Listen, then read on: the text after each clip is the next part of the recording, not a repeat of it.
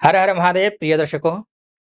बाहर की चुनौतियों से नहीं, ये कर्क राशि वाले बाहर की चुनौतियों से नहीं, वो अंदर की कमजोरियों से हारते हैं।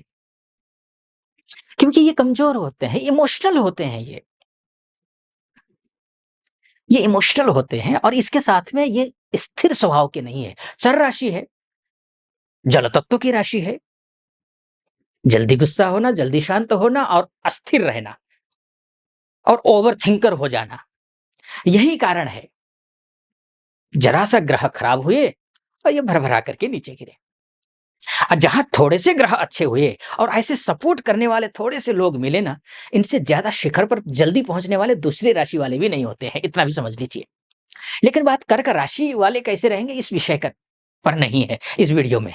इस वीडियो में बात करेंगे कि ये जो तूफानी 64 दिन है, ये आपके लिए कैसे रहने वाले हैं, क्योंकि ऑलरेडी आप शनि की ढैया से मुक्त होने जा रहे हैं इसी 29 तारीख से। जैसे ही शनि के ढैया से मुक्त हो जाएंगे, आपकी राशि में 3 अप्रैल से नीच के होकर के मंगल बैठ जाएंगे। यानी कि आप कुएं से निकले खाई में गिरे, ये स्थिति भी तो हो सकती है ना। होगी या नहीं होगी ये मैं बताऊंगा आपको। क्योंकि नीच के मंगल जब आपकी राशि लग्न में जाकर के बैठ जाते हैं तो होता क्या है, मैं आपको मोटा मोटे तौर पर बता देता हूं। लेकिन एग्जैक्टली यही आपके साथ होगा ये मैं नहीं बोल रहा हूं, क्योंकि आपकी राशि में भाग्य स्थान में ये जो पंचग्रही षडग्रही योग बन रहा है ना भाग्य स्थान में, ये कुछ और ही कहानी बताती है। लेकिन मंगल यहां जाकर के बैठ करके क्या रिजल्ट देंगे, इसको आप समझ लीजिए। अनावश्यक अपमान होगा, जो काम आपने किया नहीं वो काम आप पर लग जाएगा। दुर्घटना की संभावना बनती है, अग्नि तत्व से दूर रहने की कोशिश करिए। काम शुरू करेंगे फिर ठंडे बस्ते में डाल देंगे, ये भी हो सकता है। कॉन्फिडेंस लेवल एकदम डाउन हो सकता है, अपने ही भाई बंधुओं का सहयोग नहीं मिलना, फ्रेंड सर्कल का सहयोग नहीं मिलना, ये सब कुछ हो सकता है ना। कॉलीग का सहयोग न मिल पाना, ये भी हो सकता है। और क्या होगा, आपके रिलेशनशिप में गड़बड़िया जाना, यानी रिलेशनशिप आपका ठंडा पड़ जाना। अगर कहीं कोई मतभेद चल रहा हो तो वो मतभेद और ज्यादा गहरे हो जाएंगे, ये भी हो सकता है। और क्या होगा, और मान के चलिए आपका कर्म स्थान मान सम्मान पद प्रतिष्ठा में आंच आना, ये भी हो सकता है। ये भी हो सकता है। मूलतः तो शास्त्र यही कहता है, जब भी लग्न में जाकर के मंगल नीच का हो जाता है, क्योंकि जल है ना, ये चंद्रमा क्या है, जल है, जल तत्व का जल है, जल तत्व का ग्रह है। और चंद्रमा की जो राशि कर्क है ना, वो भी जल तत्व की राशि है। और जब मंगल क्या है, वो वो मंगल है। पहली बात तो अग्नि है, अग्नि तत्व का ग्रह है। दूसरी बात तो पुरुष कारक ग्रह है। और चंद्रमा क्या है, स्त्री कारक ग्रह है। ये भी एक समस्या है। तो अब बात यह है कि अग्नि तत्व अगर ज्यादा हुआ तो पानी कम है तो वो वाष्प बन करके उड़ जाएगा। और वहीं पानी ज्यादा है और अग्नि कम है तो वो अग्नि को पानी बुझा देगा। अब आपकी कुंडली में मंगल मजबूत है या चंद्रमा मजबूत है। अगर मंगल मजबूत है, आप राइज कर रहे हैं। अगर चंद्रमा का मजबूत है तो चंद्रमा मंगल को कमजोर कर देगा। यह है जहां ये ना मंगल चंद्रमा का युति संबंध जब भी बनता है ना, यहाँ नहीं बन रहा है। ये चंद्रमा तो मैंने कि राशि के लिए लिखा हुआ है। हाँ, ये बनेगा इन दिनों में, 2 महीने की कुंडली है तो स्वाभाविक रूप से बनेगा ही योग। जब भी बनेगा भौमेंद्र नामक योग बनता है और ये शुभ होता है। लेकिन मंगल का पाठ करना और हनुमान जी का पाठ करना, यानी कि सुंदरकांड का पाठ कीजिए, हनुमान चालीसा का पाठ कीजिए, आपको करना आवश्यक है। अन्यथा अन्यथा आपके लिए शुभ होते हुए भी सब कुछ सामने दिखेगा, अच्छा ही अच्छा है, लेकिन आप तक नहीं पहुंचेगा।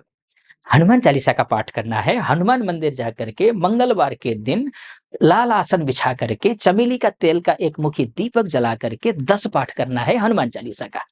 ठीक है जी, इतना अगर कर लेते हैं तो आपका मंगल अच्छा हो जाएगा, राइज करेगा मंगल। मंगल राइज करते ही जो जो माइनस पॉइंट हो सकते हैं मैंने आपको बताया, उस सब में एकदम से विपरीत हो जाएगा, यानी कि सब कुछ शुभ हो जाएगा। क्योंकि केंद्र में है ना, केंद्र में, यानी कि बात अगर ये कहीं और जाकर के बैठ करके ये नीच का हुआ होता ना, आपके लिए खत्म कर देता। लेकिन ये लग्न में बैठा हुआ है, त्रिकोणेश होकर के केंद्रस्थ होना शुभ है, केंद्रेश होकर के केंद्रस्थ है, शुभ है ना। मान सम्मान बढ़ेगा, पद प्रतिष्ठा सब कुछ बढ़ेगी। लेकिन बात मैं इस वीडियो में अर्थात एस्ट्रो मुक्ति के ये जो चैनल है इसमें नक्षत्र आधारित ज्योतिष गणना की भी बात करता हूं। दूसरा एक मेरा यूट्यूब चैनल है जो आचार्य मुक्ति के नाम से, वहाँ पर ग्रह गोचर की बात होती है। तो नक्षत्र आचार्य आधारित बात करूँ तो आपका जो भाग्येश जो गुरु हैं, वो गुरु कैसे हैं ये बताएं। सबसे बड़ी बात ये है, ये मृगशिरा नक्षत्र में गोचर करेंगे पूरे 7 जून तक, बल्कि 12 जून तक। मृगशिरा नक्षत्र किसका है? मंगल का नक्षत्र है। अभी मैंने बताया ना आपको कि ये चीजों में नुकसान हो सकता है। अब मैंने बोला ना कि क्यों नहीं होगा। एक तो हनुमान चालीसा का पाठ करेंगे, उससे ठीक होगा। अब क्या होगा कि देखिए, गुरुदेव जाकर के मंगल के नक्षत्र में अर्थात मृगशिरा नक्षत्र में बैठेंगे, और मृगशिरा नक्षत्र के देवता कौन है? वो चंद्रमा है। यानी कि चंद्रमा, मंगल, बृहस्पति, तीनों मित्र ग्रह, तीनों एक दूसरे को सहयोग करेंगे। और किन किन क्षेत्रों में सहयोग कर रहे हैं? भाग्य में सहयोग कर रहे हैं, कर्म में सहयोग कर रहे हैं, स्वास्थ्य को लेकर के सहयोग कर रहे हैं, रिलेशनशिप को लेकर के सहयोग कर रहे हैं, बिजनेस को लेकर के या जॉब को लेकर के या फिर पढ़ाई को लेकर के ये सपोर्ट कर रहे हैं, संतान को लेकर के सपोर्ट कर रहे हैं। हाँ, संतान के लिए मैं जरूर अभी बोलूंगा कि अवॉइड करिए। अगर प्लानिंग भी कर रहे हैं तो 7 जून तक थोड़ी सी अवॉइड करिए। कुछ मिसकैरेज इत्यादि भी हो सकता है, या फिर आप जो है जो प्लानिंग कर रहे हैं उसमें सफलता नहीं भी मिल सकती है, तो इसमें कोई चिंता की बात नहीं है, उसके बाद मिल जाएगी। तो ये इसमें सपोर्ट करेंगे, तो मृगशिरा नक्षत्र में होना अच्छा है। अच्छा, इसके साथ साथ में और एक बात समझना पड़ेगा। बिजनेस करते हो आप, मानकर चलिए, खैर उधर बढ़ू उससे पहले एक निवेदन करूंगा। भाग्य स्थान में इतने ग्रह हैं, तो उससे पहले क्योंकि बहुत उसमें ऊर्जा लगानी पड़ेगी, पहले निवेदन करता हूँ। यहाँ तक पहुंचे हैं, मेरा आपको विश्लेषण सटीक लग रहा हो तो चैनल को सब्सक्राइब कर दीजिएगा, वीडियो को लाइक और कमेंट बॉक्स में जाकर के महादेव का भक्त हूँ और गर्व से कहता हूँ महादेव का भक्त हूँ, आप पर भी कृपा बनी रहे। हर हर महादेव कमेंट बॉक्स में जरूर लिख दीजिएगा। चलिए आइए फिर से विषय पर आता हूँ। तो शनि की भी देखिए, शनि भी उत्तरा भाद्रपदा नक्षत्र में है। उत्तरा भाद्रपदा नक्षत्र में होने का मतलब यह है कि वो स्वयं के नक्षत्र में है, और नक्षत्र के जो देवता है अहिर्बुधन्य है। अहिर्बुधन्य का मतलब होता है अहि अर्थात होता है सर्प, बुधन्य अर्थात होता है आधार। सर्प का आधार 2 ही भगवान है, एक तो श्री हरि विष्णु, भगवान विष्णु है, दूसरे देवों का देव महादेव, जिनके पर सर्प गले में है ना, और दूसरे शेषनाग पर क्षीर सागर में शाइन कर रहे हैं श्री हरि विष्णु। तो ये 2 ही है, यानी कि भगवान विष्णु और शिव की भी आराधना कर लीजिए तो आपका बिजनेस अच्छा होगा। गुप्त कार्य कोई है वो भी अच्छे हो जाएंगे, रिसर्च से संबंधित कार्य भी अच्छे हो जाएंगे। अगर आपके स्टाफ आपको जो है उतना ज्यादा महत्व नहीं दे रहा हो, या फिर स्टाफ की तलाश कर रहे हो आप, या फिर जो भी है स्टाफ से रिलेटेड, यानी कि अपने से निचले स्तर के जो भी हैं, तो उनसे अगर सहयोग नहीं मिल पा रहा हो तो वो आपके लिए सहयोग मिलना शुरू हो जाएगा, ये आपके लिए अच्छा है। लेकिन इसमें बात करूंगा, देखिए यहाँ कौन-कौन से योग बन रहे हैं ये देख लीजिए। बुधादित्य नामक राजयोग बन रहा है, बहुत अच्छा है, शानदार होगा। क्या शानदार होगा ये भी समझ लीजिए। शानदार ये होगा, विदेश में रहने वाले लोगों के लिए अच्छा है ये, और आपके कॉन्फिडेंस लेवल के भाई बंधुओं से सहयोग मिलता हुआ दिखाई दे रहा है। लेकिन भाई बंधुओं से बहुत ज्यादा सहयोग नहीं मिलेगा, अपेक्षा ज्यादा मत रखिएगा, क्योंकि यहाँ ये योग जरूर बना रहा है लेकिन मंगल नीच का है। तो मंगल नीच का है लेकिन चर राशि में भी है, तो थोड़ी सी संभावना कम बनती है। अपेक्षा ज्यादा रख करके मत चलिए, सहयोग मिल जाए तो ईश्वर कृपा। ये अच्छा, इसके बाद जाकर के आपका नीच भंग राजयोग ये भी बनता है। नीच भंग राजयोग के साथ साथ में आपका क्या कौन सा योग बना? लक्ष्मी नारायण नामक राजयोग। बहुत दोनों ही योग अच्छे हैं, पावर पैसा और सब कुछ आपको मिलता हुआ दिखाई दे रहा है। उसके बाद खराब योग कौन कौन से हैं ये भी समझ लीजिए।